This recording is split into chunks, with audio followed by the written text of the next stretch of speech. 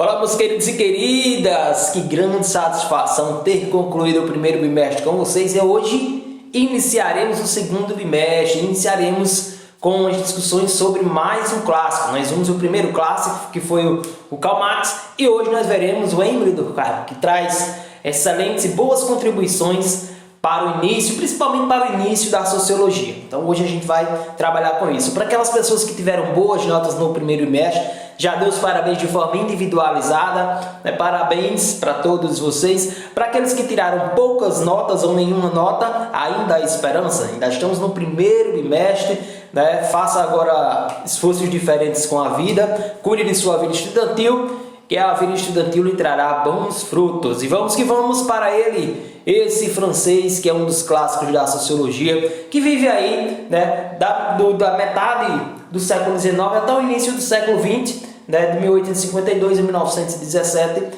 lá na França. E aí esse momento, né, na França tem um contexto histórico bastante interessante para se fazer sociologia, é aí que vai, né, se pensar, né, muito em sociedade. E aí o capitalismo industrial, nós já tivemos aí a Primeira Guerra, e aí ele vai produzir algumas obras, né? Eu apresento aqui para vocês algumas delas, né, as consideradas principais. 1893, da divisão do trabalho social, nós veremos daqui a pouco, né, em virtude da consciência coletiva, gera-se uma divisão do trabalho social, e aí ele vai discorrer sobre isso, vai falar sobre isso. Uma que é considerada uma das suas principais obras, apesar de alguns autores mais recentes não concordar com isso, que são as regras do método sociológico. É aí que ele vai falar de seu conceito central e principal, que é o conceito de fato social. E por fim, não menos importante, nós temos aí o suicídio. O nome do livro é O Suicídio. Ele vai fazer uma análise, né, lá na França, a partir de dados do estado da França relacionados ao suicídio, e visualizar o suicídio de uma forma diferente, não particular, individualizada, mas sim também considerando o suicídio como fato social. E aí ele vai trazer 3 tipos de suicídio, e nós veremos hoje ainda no final dessa aula. É difícil falar de Durkheim em apenas uma aula, mas nós iremos fazer isso, né? No livro de vocês, gente, né, para vocês se localizarem no livro, né, que dá essa discussão, inicia-se na página 26, tem a figura do Emile Durkheim, né? Então 26, 27 a 28, e também um quadro com os tipos de suicídio, já aqui na 29, né? Próxima aula nós veremos Max Weber.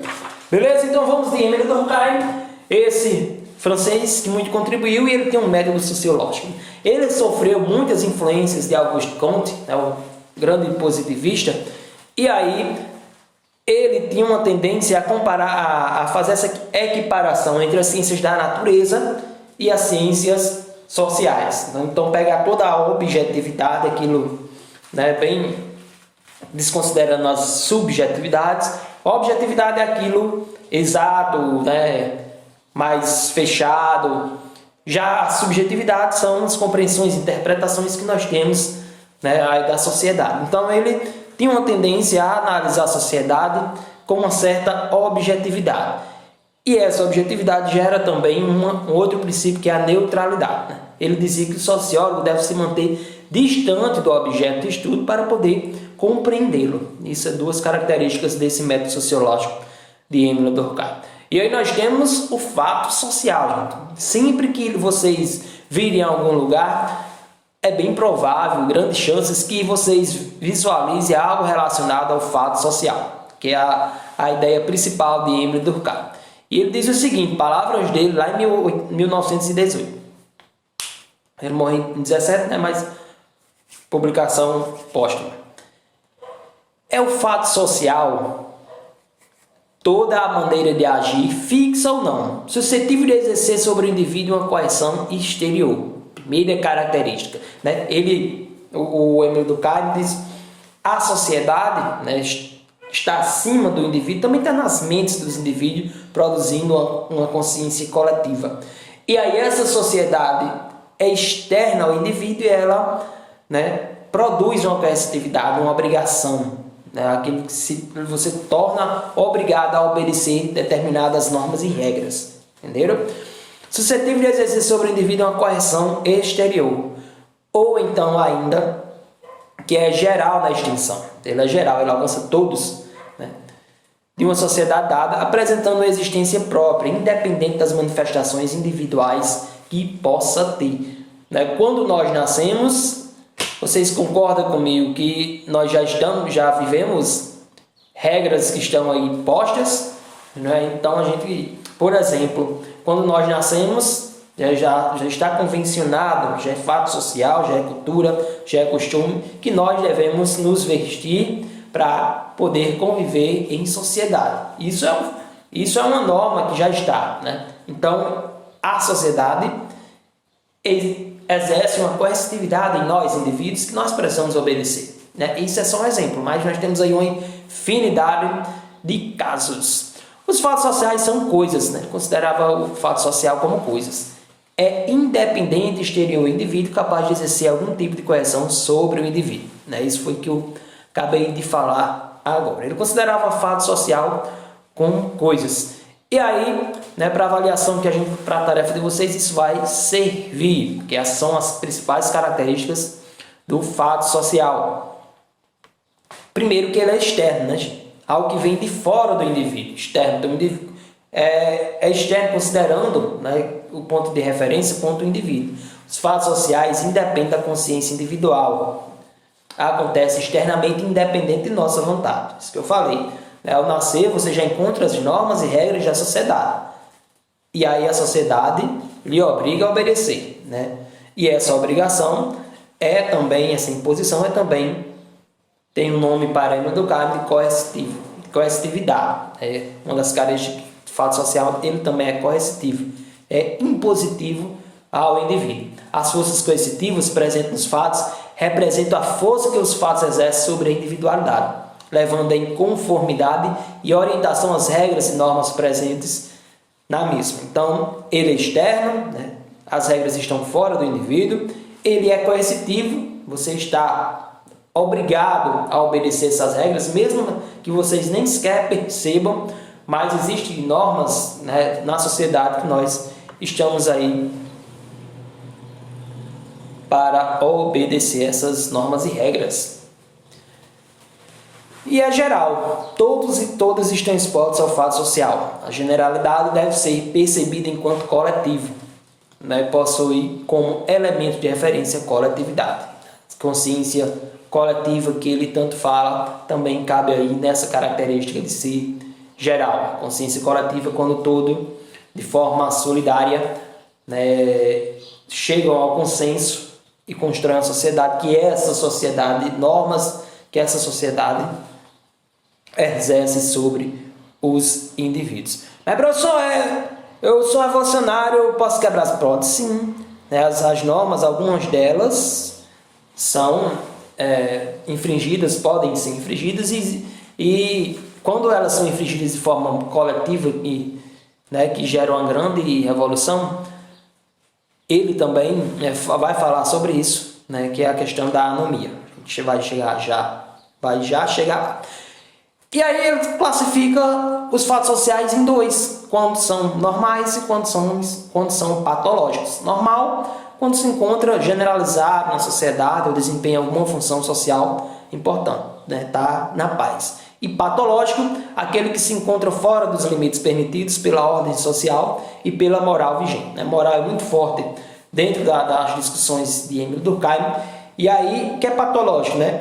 O método funcionalista, que é esse que Emile Durkheim é conhecido, ele vai comparar, né, toda a sociedade a um organismo, a um corpo vivo, a um ser vivo, que funciona em harmonia. No cérebro, né, faz com que eu esteja, né, raciocinando, depois falando, gesticulando.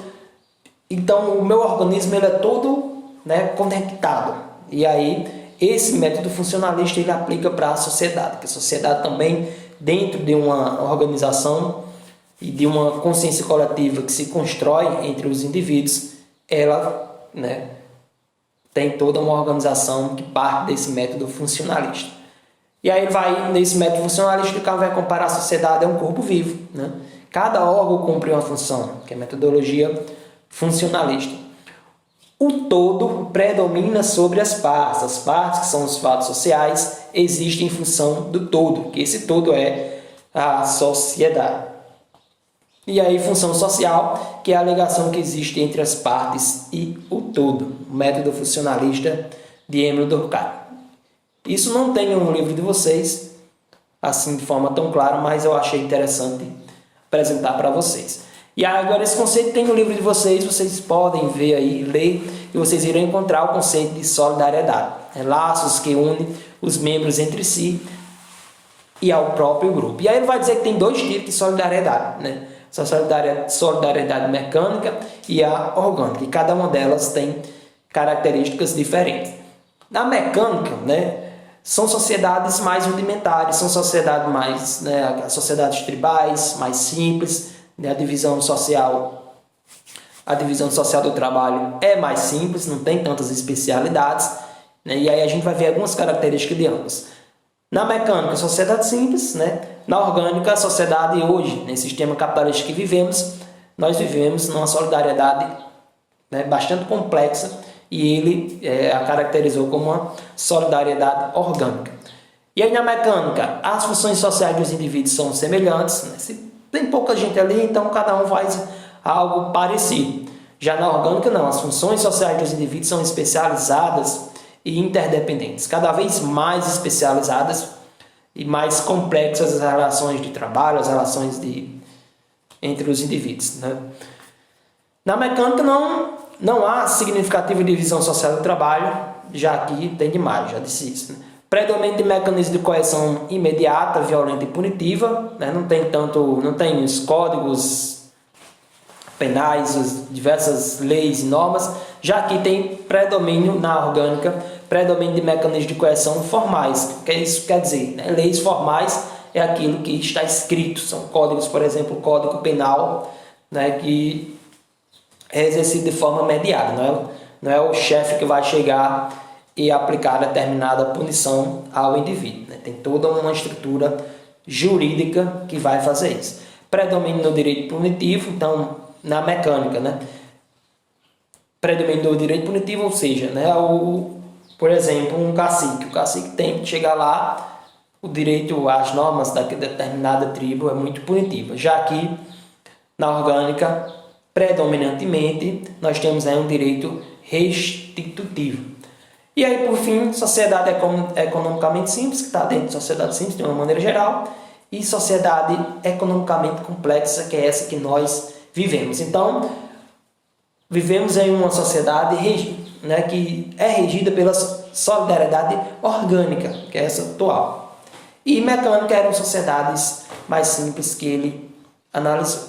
E aí, gente, que eu disse no início da aula, né, existe também anomia social. Então, quando nós temos uma crise, a pandemia, por exemplo, isso é uma anomia social. Mudou todas as relações sociais, mudou as nossas práticas, minha prática enquanto professor, suas práticas cotidianas enquanto aluno, enquanto jovem, tudo mudou, né? Então nós estamos vivendo uma determinada anomia social. Não está normal como era antes, né? Situações em que se observa a ausência de regras, crise das formas de controle social e aumento do individualismo, né? A anomia não entra nessa conceituação. Essa conceituação aí está um pouco mais ligada às questões, né, de organização política e social.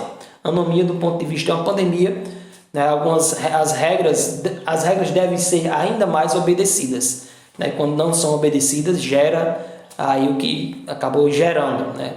Quando não se fez isolamento, quando não se cuidou, acabou gerando aí muitas mortes. Carência de regulação social, ausência de regras sociais, as crises econômicas e conflitos capital-trabalho se devem a uma situação de anomia, né? Nós tivemos aí a última crise financeira de 2008 e é considerada uma anomia social porque gerou uma série de consequências econômicas, sociais também. E para finalizar, né, uma de suas obras ele vai analisar o suicídio do ponto de vista social como um fato social. Nós visualizamos, né, no senso comum, nós costumamos visualizar e até nas próprias ciências que estudam o comportamento individual, por exemplo, a psicologia, a psiquiatria, buscam compreender e a teologia também, eu acredito que ela faz esse esforço, compreender o suicídio de uma forma individual, particular. E aí ele disse, não, eu estudo fato social, eu construí esse conceito de fato social e eu considero o suicídio também, só por exemplo, como um fato social. A anomia social aparece na análise que Durkheim faz do suicídio. As causas do suicídio seriam sociais, dependendo do maior ou menor grau de coesão social. E aí ele vai... a coesão social é a organização, a harmonia que existe entre os indivíduos. Quando essa coesão baixa, gera uma anomia, gera uma série de consequências, e uma dessas consequências é o suicídio. O suicídio ele classifica em 3 tipos que nós veremos agora, já para finalizar a aula de hoje, beleza? E aí os tipos de suicídio, ele conclui que são basicamente 3 tipos. O egoísta, quando o indivíduo, uma série de indivíduos está dentro do desamparo moral, melancolia e depressão, mas sempre tendo na origem causas sociais. Esse egoísta, gente, a questão individual, ela aflora. Ele, dentro da coesão social, nós temos a consciência coletiva de... nós indivíduos, nós temos a socialização, temos que nos relacionarmos com outras pessoas, e aí quando essas relações elas se estreitam e você se fecha de uma forma individual, então o individual aflora mais do que a consciência coletiva. Então, nesse caso aí, o indivíduo se isola das regras sociais e tal, e acaba cometendo suicídio. Ele analisou dados do Estado e analisou muitas variáveis, porque eu não irei trazer aqui todas as variáveis, mas, por exemplo, idade, se a pessoa era solteira, se era casada, a religião, se era católico, se era evangélico, e aí ele vai apresentar lá naquele livro Suicídio essas variáveis que contribuíram também para ele fazer essas conclusões a respeito do suicídio. Aqui a gente vai ver só esses tipos com algumas características. No livro de vocês também tem um quadro lá apresentando essas características, lá na página acho que 29, a última página que está falando sobre Emile Durkheim. E o altruísta, velhos e viúvas querendo evitar trabalho, a outros militares, por exemplo, por motivos de honra, japoneses na Segunda Guerra Mundial, por exemplo, etc., mas igualmente tendo causas sociais. Causas sociais é a característica que ele quer trazer para o suicídio. Esse altruísta, gente, são pessoas que suicídio com o intuito de obedecer uma regra maior, uma normatividade maior, que defende também a questão de honra. Então, quando as regras daquele ambiente que ele vive, ele não considera a sua individualidade e entrega sua vida para determinada organização. Um exemplo disso também são os homens bombas. Ele tira sua vida em prol de uma causa. Então, o crime também tem, gente. O crime eu considero as facções criminosas, quando os jovens, as pessoas que participam, eu já ouvi, então a gente está no crime para matar ou para morrer. Passa até a ser. E aí, por exemplo, o Lázaro. O Lázaro tem alguma seita, alguma coisa assim, não sei explicar bem, mas de repente se ele obedecesse a determinada organização maior e diante de todas essas circunstâncias, se colocar na condição que ele colocou, é como se fosse um suicídio, porque dali ele jamais iria sair. Então e tem muitas situações desse tipo. E por fim, o anômico. O anômico, quando a taxa de integração e de regularidade estão alteradas. O anômico, fruto da desagregação social e perda de referências morais nas sociedades contemporâneas. Pessoas que se sentem fora do coletivo. O anômico tem a ver com a anomia que nós vimos agora há pouco. né, quando gera uma crise, no caso da crise econômica que nós tivemos, crise financeira, né, dos Estados Unidos. Grandes empresários do ramo, os primes lá dos Estados Unidos, empresários do ramo imobiliário, de repente estava muito dinheiro e de repente uma crise fez com que ele perdesse muito dinheiro, tivesse muito prejuízo e se filtrasse dentro dessa crise, então ele acaba dentro dessa crise não resistindo e cometendo o suicídio. Então tem aí esses 3 tipos de suicídio, tem essas explicações aqui e no livro também tem explicações. Então é isso por hoje. Lembrando que nós temos uma tarefa aí, valendo 2 e-mails sobre Emile Durkheim, que eu irei postar como tarefa. Vocês vai lá, baixa, responde e enviam, beleza? É isso. Tchau, tchau. Se cuidem. Muita positividade na vida de todos e de todas. Valeu, gente.